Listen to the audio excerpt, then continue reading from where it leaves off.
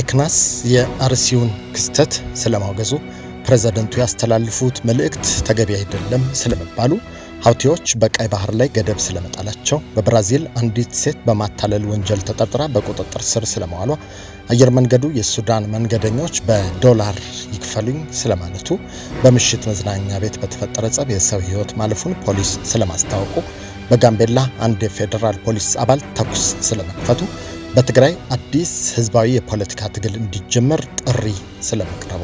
ሰላም ጤና ይስጥልን። ከብርሃን ቲቪ እነኚህን ዜናዎች አሁን እንነግራችኋለን።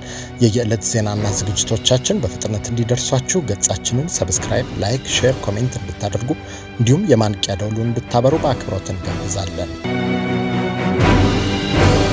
ኤክናስ የአርሲውን ክስተት አውግዟል።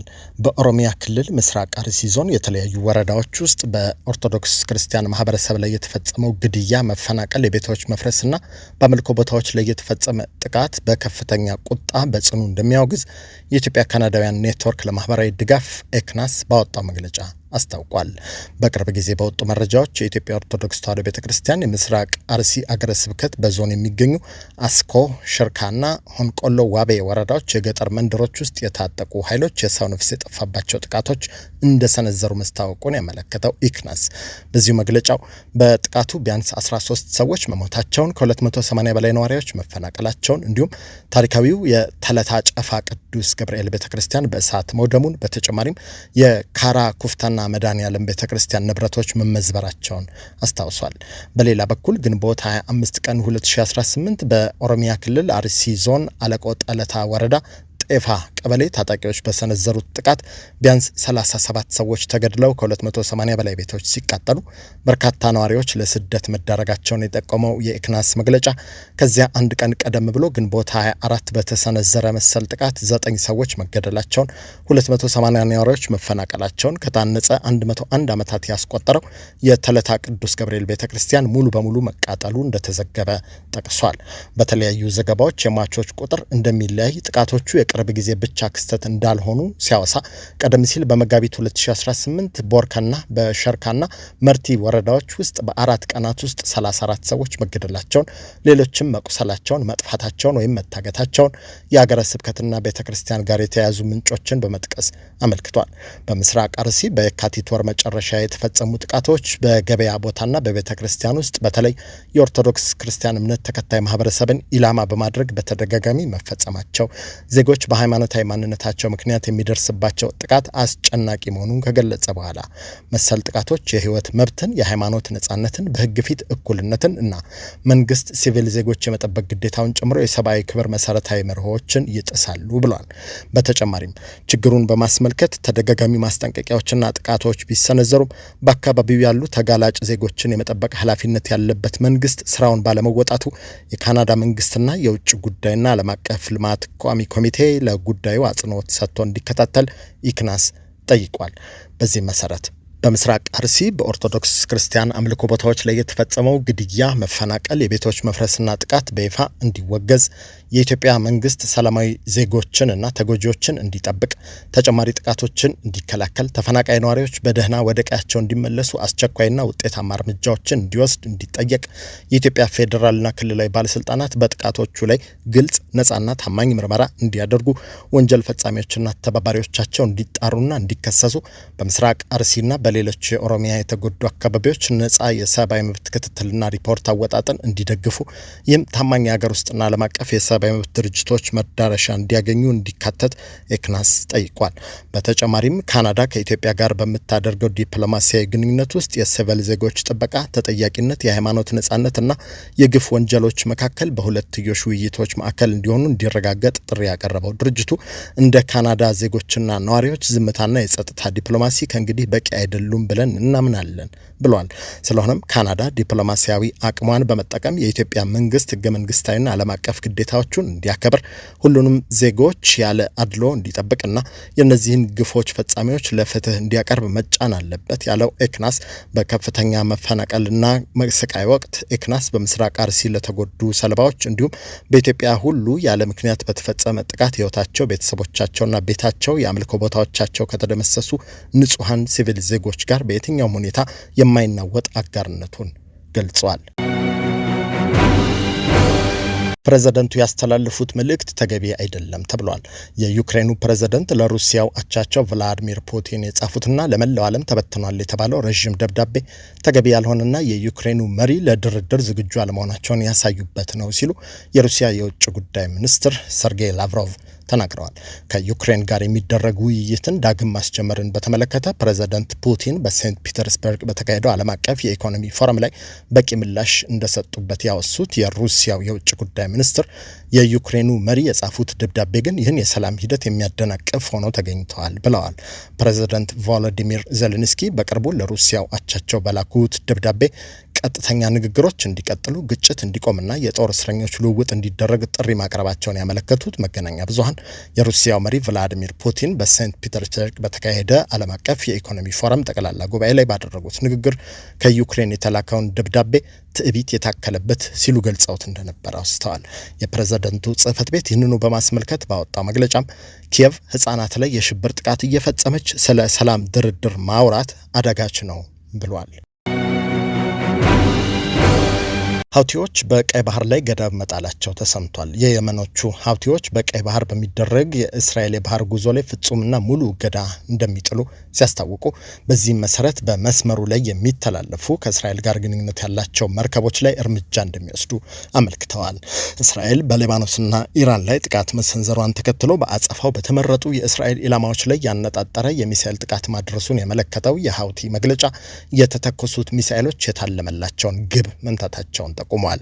በተጨማሪም በእስራኤል ላይ የተፈጸመው የሚሳኤል ጥቃት እስራኤል በኢራን፣ ፍልስጤም፣ ሊባኖስ፣ ኢራቅና የመን ለፈጸመችው ወረራ ምላሽ መሆኑን ቡድኑ ገልጿል። ለወደፊትም በህዝባችንና በፍልስጤም፣ ጋዛ፣ ኢራን፣ ሊባኖስና ኢራቅ ባሉ የትግር አጋሎቻችን ላይ የተጫነውን ፍትሐዊ ያልሆነ ከበባ እያየን በዝምታ አንቀመጥም ሲልም የሀውቲ መግለጫ አመልክቷል። ብራዚል አንዲት ሴት በማታለል ወንጀል ተጠርጥራ በቁጥጥር ስር መዋሏ ተሰምቷል። የ37 ዓመት ዕድሜ ያላት ይህች ሴት ራሷን የ12 ዓመት ሕፃን በማስመሰል ሰዎችን ለማታለልና ገንዘብ ለማግኘት ስትሞክር በቁጥጥር ስር መዋሏን መገናኛ ብዙሃን አስነብበዋል። ግለሰቧ ዕድሜዋን ዝቅ አድርጋ ለማሳየትና የሕፃንነት ገጽታ ለመላበስ የወተት ጠርሙስ በአፏ በመያዝና ብርድ ልብስ በመከናነብ መላ አካሏን ሸፍና መታየቷን ያመለከቱት መገናኛ ብዙሃን ዋና ዓላማዋ ሰዎች የዋህ ሕፃን እንደሆነች አስበው የጉዲፈቻ እንክብካቤ እንዲያደርጉላትና በዚህም አማካኝነት የገንዘብና የቁሳቁስ ድጋፍ ለማግኘት አስባ እንደነበር አስነብበዋል። እንግዳ ባህሪዋ እና የአካሏ ሁኔታ ጥርጣሬ የፈጠረባቸው ሰዎች ባቀረቡት ጥቆማ መሰረት ክትትል ሲያደርግ የቆየው ፖሊስ ባደረገው ማጣራት ሴትየዋ የ32 ዓመት ዕድሜ ላይ የምትገኝ አዋቂ መሆኗንና የማጭበርበር ወንጀል ለመፈጸም የተጠቀመችበት ስልት መሆኑን አረጋግጦ በቁጥጥር ስር እንዳዋሏት ተመልክቷል። የኢትዮጵያ አየር መንገድ የሱዳን መንገደኞች በዶላር እንዲከፍሉት ወስኗል። የኢትዮጵያ አየር መንገድ በሱዳን ለሚጓዙ የአውሮፕላን ቲኬቶች ክፍያ በአሜሪካ ዶላር ብቻ እንዲፈጸም ያሳለፈው ውሳኔ በአገሪቱ ከፍተኛ የምጣኔ ሀብትና የሕግ ክርክር አስነስቷል። አየር መንገዱ በፖርት ሱዳን የሱዳንን ፓውንድ መቀበል ያቆመው በሱዳን የገንዘብ ምንዛሬ አለመረጋጋትና ያገኘውን ገቢ ወደ ዋናው መስሪያ ቤት ለማስተላለፍ በመቸገሩ እንደሆነ ገልጿል። መመሪያው ተጓዦች እጥረት ያለበትን የዶላር ምንዛሬ በጥቁር ገበያ ፍለጋ እንዲንከራተቱ ያስገድዳል ነው የተባለ ሲሆን ይህም በተራው ህዝብ ላይ ከፍተኛ የዋጋ ጫና ከመፍጠሩም በላይ ቀድሞውንም የደከመውን የአገሪቱን የአገር ውስጥ ገንዘብ ዋጋ ይበልጥ ያዳክመዋል የሚል ስጋት ፈጥረዋል። በሌላ በኩል የሱዳን ባለስልጣናትና የህግ ባለሙያዎች የአየር መንገዱ ውሳኔ ከአገሪቱ የፋይናንስ ደንብ ጋር ሊጋጭ ይችላል ሲሉ ተከራክረዋል። እንደ ገለጻው ከሆነ ልዩ ፈቃድ ካልተሰጠ በቀር በማንኛውም የአገሪቱ ክልል ውስጥ የሚደረጉ የንግድ ግብይቶች በሙሉ በሱዳን ፓውንድ መፈጸም አለባቸው የሚለውን የሀገር ውስጥ ደንብ አመላክተዋል። የአወዛጋቢ እርምጃ በሱዳን ውስጥ በሚንቀሳቀሱ ሌሎች ዓለም አቀፍ ኩባንያዎች ላይም ተመሳሳይ ተጽዕኖ ሊያሳድር እንደሚችል የኢኮኖሚ ባለሙያዎች እየተነበዩ ነው። በምሽት መዝናኛ ቤት በተፈጠረ ጸብ የሰው ህይወት ማለፉን ፖሊስ አስታውቋል። በተከሰተው ጸብ አንድ ሰው ህይወት መጥፋቱን ተከትሎ ከግድያው ጋር ግንኙነት ያላቸውን ተጠርጣሪዎች በቁጥጥር ስር አውሎ ምርመራውን መቀጠሉን የአዲስ አበባ ፖሊስ ዋና ጠቅላይ መምሪያ አመልክቷል። በአቃቂ ቃሊቲ ክፍለ ከተማ ወረዳ 13 ቱሉ ዲምቱ አካባቢ በሚገኝ ሆቴል ውስጥ ሲዝናኑ በነበሩ ሰዎች መካከል በተፈጠረ ጸብ አቡሽ ባዩ የተባለ ግለሰብ በሽጉጥ ተመቶ ህይወቱ ማለፉን ያስታወቀው ፖሊስ ከወንጀሉ ጋር በተያያዘ በጸቡ ተሳትፎ የነበረው አንድ ግለሰብ ከገዳዮች ጋር አብሮ ሲዝናና የነበረ ሌላ ተጠርጣሪ እንዲሁም ለጸቡ መንስኤ እንደሆነች የተጠረጠረች አንዲት አስተናጋጅን ጨምሮ 12 ሰዎችን በቁጥጥር ስር አውሎ ምርመራ እያደረገ እንደሆነም ገልጿል። በተፈጠረ አለመግባባት ገዳይ ሟች ታጥቆት የነበረን ሽጉጥ ቀምቶ እንደገደለው አመላካች ማስረጃዎች ማግኘቱን የገለጸው ፖሊስ በተጨማሪም በሰዎችና በንብረት ላይ ጉዳት መድረሱን ከምርመራዎች በኋላ ወደፊት የምርመራ ውጤቱን ይፋ እንደሚያደርግ አስታውቋል። ከዚህ የወንጀል ድርጊት ጋር በተያያዘ የከተማችንን አሁናዊ የጸጥታ ሁኔታ የማይገልጽ መረጃ በማህበራዊ ሚዲያ እየተሰራጨ ነው ያለው ፖሊስ ስጋት ለመፍጠር የሚደረጉ አላስፈላጊ ድርጊቶችን ለመግታት ህብረተሰቡ እውነተኛውን መረጃ ከትክክለኛ የመረጃ ምንጭ ለመቀበል ልምድን ሊያዳብር እንደሚገባ የአዲስ አበባ ፖሊስ ዋና ጠቅላይ መምሪያ ገልጿል። በጋምቤላ አንድ የፌዴራል ፖሊስ አባል ተኩስ መክፈቱ ተሰምቷል። ትላንት ማምሻውን በጋምቤላ ከተማ የተፈጠረው የተኩስ ድምጽ የአንድ የፌዴራል ፖሊስ አባል ያስነሳው ያልተጠበቀ የተኩስ ክስተት መሆኑን የጋምቤላ ክልላዊ መንግስት ገልጿል። ክስተቱ ከተፈጠረ በኋላ የክልሉና የፌዴራል ጸጥታ አካላት በቅንጅት በመንቀሳቀስ ሁኔታው ወደ ከፋ ደረጃ እንዳይሸጋገር ፈጣንና ተገቢ እንቅስቃሴ አድርገዋል ያለው የክልሉ መንግስት መግለጫ የጸጥታ አካላት ሁኔታውን ለማረጋጋት ባደረጉት ጥረት የተኩስ ልውውጥ መደረጉን በአሁኑ ሰዓት ግን በተደረገው የተቀናጀ የጸጥታ ስራ ውጥረቱ ሙሉ በሙሉ እንዲረገብ ማድረግ መቻሉን አመልክቷል። በአካባቢው ያለው የጸጥታ ሁኔታ በቁጥጥር ስር ውሎ ወደ መደበኛ እንቅስቃሴ መመለስ ተችሏል ያለው መግለጫው በመሆኑም ህብረተሰቡ በማንኛውም ያልተረጋገጠ መረጃ ወይም አሉባልታ ሳይደናገጥ የዕለት ተዕለት ስራውንና ማህበራዊ እንቅስቃሴውን በተለመደው ሁኔታ እንዲቀጥል ጥሪ አቅርበዋል። በትግራይ አዲስ ህዝባዊ የፖለቲካ ትግል እንዲጀመር ስምረት ፓርቲ ጥሪ አቅርቧል። በትግራይ ክልል የህግና ጊዜያዊ መስተዳደሩን በጠመንጃ ፈሙዝ ተቆጣጥሮታል ያለው ኃይል ክልሉን ወደ ከፋ የጦርነት ድባብና ሰው አልባ መዋቅር እየመራው መሆኑን የገለጸው የትግራይ ዴሞክራሲያዊ ስምረት ወይም ስምረት ፓርቲ ህዝቡና ወጣቶች ለአዲስ ህዝባዊ የፖለቲካ ትግል እንዲሰለፉ ጥሪ አቅርበዋል። የድርጅቱ ምክር ቤት ከግንቦት 29 ቀን እስከ ግንቦት 30 ቀን 2018 ያካሄደውን ሁለተኛ መደበኛ ስብሰባ ማጠናቀቁን አስመልክቶ ባወጣው መግለጫ በትግራይ ክልል እየተባባሰ መጥቷል ያለውን የኋላ ቀር ቡድን ውሳኔ የህልውና አደጋ እየደገነ ነው ብሏል። በአሁኑ ወቅት በክልሉ ውስጥ የወጣቶች አፈሳ፣ ከፍተኛ የስደት ፍልሰት፣ የምሁራን መበተንና ከባድ የኑሮ ውድነት መንገሱን ድርጅቱ አስረድቷል።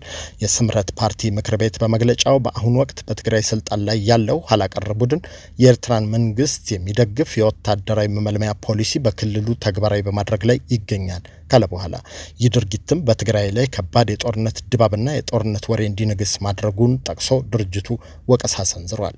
ሰሞኑን በታህታይ አዲያቦ አካባቢ በገመሃሎ በተባለ ስፍራ በደረሰው የትግራይ ወጣቶች እልቂት የተሰማውን ጥልቅ ሐዘን የገለጸው ድርጅቱ ለዚህ ጥፋት ተጠያቂው ገዢው ቡድን መሆኑን በይፋ ከሷል። ይህ ቡድን የትግራይ ወጣቶችን ወደ ሱዳን አሻግሮ በውክልና ጦርነት ውስጥ እንዲማገዱ በህይወታቸው ቁማር ለመጫወት ባስተላለፈው ጨካኝ ውሳኔ ምክንያት እልቂቱ ተከስቷል ነው ያለው።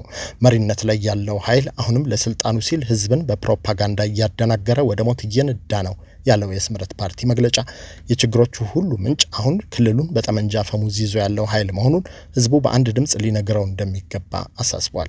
በመጨረሻም የትግራይ ወጣቶች ከዚህ የሞት ግብዣና ዓለም አቀፍ ወንጀለኛ ለመሆን የሚንቀሳቀሰው ኃይል ጋር ያላቸውን ግንኙነት በማቋረጥ ህይወታቸውን እንዲታደጉ ጥሪ አቅርቧል። ችግሮች ሁሉ በሰላማዊ መንገድ እንዲፈቱ ህዝቡና ወጣቱ ከትግራይ ዴሞክራሲያዊ ስምረት ፓርቲ ጎን ተሰልፈው እንዲታገሉ በማሳሰብ መግለጫውን ቋጭቷል። ከብርሃን ቴሌቪዥን የዕለቱን ዜናዎች ነገርናችሁ። ዜናዎቹ በፍጥነት እንዲደርሷችሁ ገጻችንን ሰብስክራይብ፣ ሼር፣ ላይክ እንድታደርጉ ኖቲፊኬሽን እንድታበሩና በኮመንት እንድታበረታቱን በአክብሮት እንጠይቃለን። በቀጣይ ዜናዎች እስክንገናኝ ጤና ይስጥልን።